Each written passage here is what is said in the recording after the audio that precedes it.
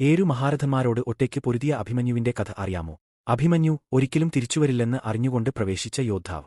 അർജുനന്റെയും സുഭദ്രയുടെയും മകനായ അഭിമന്യു ഗർഭത്തിൽ തന്നെ കൃഷ്ണനിൽ നിന്ന് ചക്രവ്യൂഹത്തെക്കുറിച്ച് കേട്ടു. പക്ഷേ അത് എങ്ങനെ ഇറങ്ങാമെന്ന് കേൾക്കുന്നതിനു മുമ്പ് അമ്മ ഉറങ്ങിയതിനാൽ അദ്ദേഹത്തിന് അർദ്ധജ്ഞാനം മാത്രം ലഭിച്ചു. വളർന്നപ്പോൾ ധീരതയിലും ധർമ്മബോധത്തിലും പ്രഗത്ഭനായി. 16-ാം വയസ്സിൽ രാജകുമാരി ഉത്തരയെ വിവാഹം ചെയ്തു. അദ്ദേഹത്തിന്റെ ഭാവി പ്രതീക്ഷാജനകമായിരുന്നു. പക്ഷേ വിധിക്ക് മറ്റൊരു വഴി ഉണ്ടായിരുന്നു.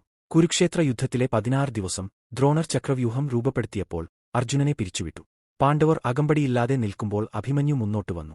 എനിക്ക് കയറിയേക്കാം, പുറത്തുവരാൻ അറിയില്ലെങ്കിലും ഞാൻ ധർമ്മം സംരക്ഷിക്കും. അദ്ദേഹം ആകെ ഒറ്റയായിപ്പോയെങ്കിലും കർണൻ, ദ്രോണർ, അശ്വത്ഥാമാവ് തുടങ്ങി 7 പേരെ എതിരാളികളായി അത്ഭുതിപ്പിച്ചു. അദ്ദേഹം ധീരമായി യുദ്ധം നടത്തി. ആയുധങ്ങൾ തകരുമ്പോഴും വാൾ, ചക്രം തുടങ്ങിയവ കൊണ്ട് പകർന്നത് മഹാവീരത്വമാണ്. ഒടുവിൽ ചെരുപ്രയോഗത്തിലൂടെ 7 മഹാരഥന്മാർ കൂടി 16 വയസ്സുകാരനെ ചതിയിലൂടെ നേരിടുന്നു. ഒടുവിൽ ദുശ്ശാസനന്റെ മകൻ പിന്നിൽ നിന്ന് ആക്രമിച്ച് അദ്ദേഹത്തെ വീഴ്ത്തുന്നു. കൃഷ്ണനും അർജുനനും അതിനോട് പ്രതികരിക്കുന്നു. സുഭദ്ര തകർന്നു വീഴുന്നു.